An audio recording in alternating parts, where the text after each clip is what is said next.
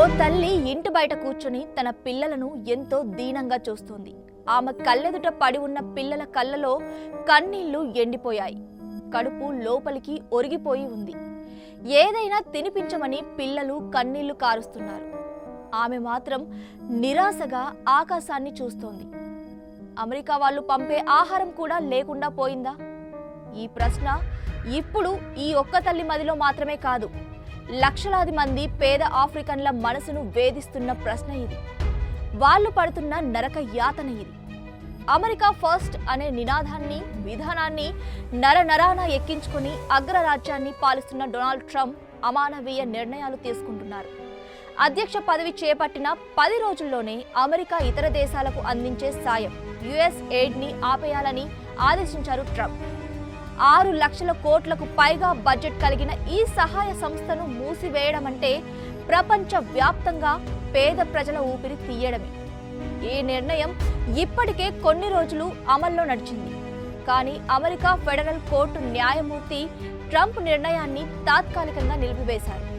Trump నిర్ణయం పూర్తిగా అమల్లోకి వస్తే గనక ప్రపంచ వ్యాప్తంగా 5 కోట్ల మందికి పైగా ప్రజలు ఆకలితో ప్రాణాలు విడిచే ప్రమాదం ఉంది. అటు ఫెడరల్ జడ్జి తాత్కాలిక ఆదేశాలపై ట్రంప్ న్యాయ పోరాటం చేస్తున్నారు. మరోవైపు ఇప్పటికీ ఆఫ్రికాలోని చాలా ప్రాంతాలకు అమెరికా నుంచి అందాల్సిన సాయం నిలిచిపోయింది. ఫెడరల్ కోర్టు ఆదేశాలు తాత్కాలికమే. ట్రంప్ రేపో మాపో యుఎస్ ఎయిడ్ సంస్థను పూర్తిగా మూసివేస్తారు. ఒకవేళ అదే గనక జరిగితే ప్రపంచంలోని కోట్లాది మంది ప్రాణాలు ప్రమాదంలో పడతాయి. యుఎస్ ఎయిడ్ అంటే United states agency for international development. దీన్ని 1961లో నాటి అధ్యక్షుడు జాన్ ఎఫ్ కెన్నడీ స్థాపించారు. ఈ యుఎస్ ఎయిడ్ లక్ష్యం ప్రపంచ వ్యాప్తంగా పేదరికాన్ని తగ్గించడం, ఆరోగ్య సంరక్షణను మెరుగుపరచడం, ప్రజాస్వామ్య విలువలను కాపాడడం. ప్రపంచ వ్యాప్తంగా 100 దేశాల్లో ప్రజలకు బతికే అవకాశం కల్పిస్తున్న దాతృత్వ సంస్థ ఇది. దీనికోసం ప్రతి ఏటా అమెరికా బడ్జెట్లో నిధులు కేటాయించాల్సి ఉంటుంది. నాడు కెన్నడీ తీసుకున్న ఈ నిర్ణయంతో ఆఫ్రికాలోని పేద దేశాలకు 60 ఏళ్లకు పైగా ఆహారం అందుతోంది. ఇప్పుడు గనక యుఎస్ ఎయిడ్ నిధులు నిలిపివేస్తే అనేక సహాయ కార్యక్రమాలు నిలిచిపోతాయి. ఉదాహరణకు మలావి లాంటి దేశాల్లో యుఎస్ ఎయిడ్ నిధులు ప్రభుత్వ బడ్జెట్లో 13% ఉంటాయి. ఆరోగ్య సంరక్షణ ఖర్చుల్లో సగానికి పైగా వాటా యుఎస్ ఎయిడ్ నుంచే వస్తాయి. ఈ నిధులు గనక లేకపోతే ఆహార సరఫరా ఆగిపోతుంది. హెచ్ఐవి నివారణ కార్యక్రమాలు నిలిచిపోతాయి. విద్యా వ్యవస్థపైన తీవ్రంగా ప్రభావం పడుతుంది.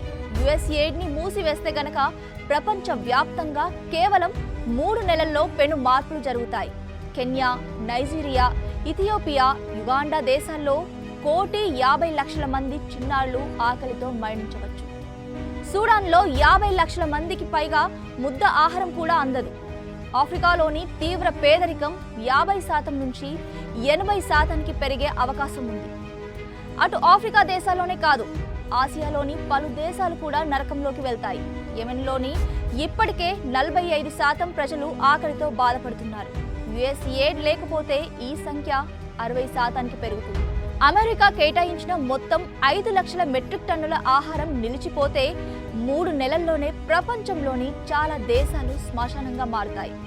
అటు బాంబుల మోత నుంచి ఇప్పుడిప్పుడే బయటపడుతున్న గాజా ప్రజల దుస్థితి ట్రంప్ నిర్ణయం మరింత చీకట్లలోకి జారేలా చేస్తోంది.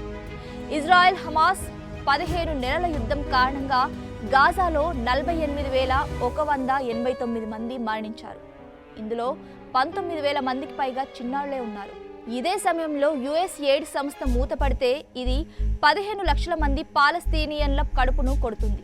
గాజాలో యుఎస్ ఎయిడ్ ద్వారా పనిచేస్తున్న 10 ఆసుపత్రులు మూతపడతాయి.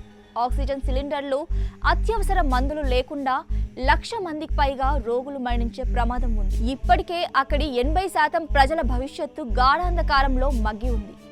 ఒక్క మాటలో చెప్పాలంటే ట్రంప్ నిర్ణయం మానవత్వాన్ని పూర్తిగా నాశనం చేసే చర్య. అమెరికా ఫస్ట్ విధానం పేరుతో ప్రపంచంలోని అతిపెద్ద మానవత సంస్థకు తాళం వేయాలనుకోవడంపై మానవ హక్కుల సంఘాలు, కోర్టులు తీవ్ర అభ్యంతరం వ్యక్తం చేస్తున్నాయి. సౌత్ ఆఫ్రికాలో పుట్టి అమెరికా పౌరసత్వం పొందిన ఎలాన్ మస్క్ మాటలను ట్రంప్ గుడ్డిగా వింటున్నారని, నిధుల కోత అనే సాకుతో ప్రపంచంలోని ఆకలి చావులకు ఆయన కారణం అవుతున్నారన్న విమర్శలు వినిపిస్తున్నాయి. ఏది ఏమైనా జాతీయవాదం మాటన పేద ప్రజలు నలిగిపోవడం ఎంతో విషాదం. శతాబ్దాల క్రితం వనరుల కోసం ఆఫ్రికాను దోపిడీ చేసిన దేశాలు మరోసారి అదే ఆఫ్రికా ప్రజలను మట్టిలో కలిపేయాలని చూస్తుండడం అత్యంత అమానవీయం.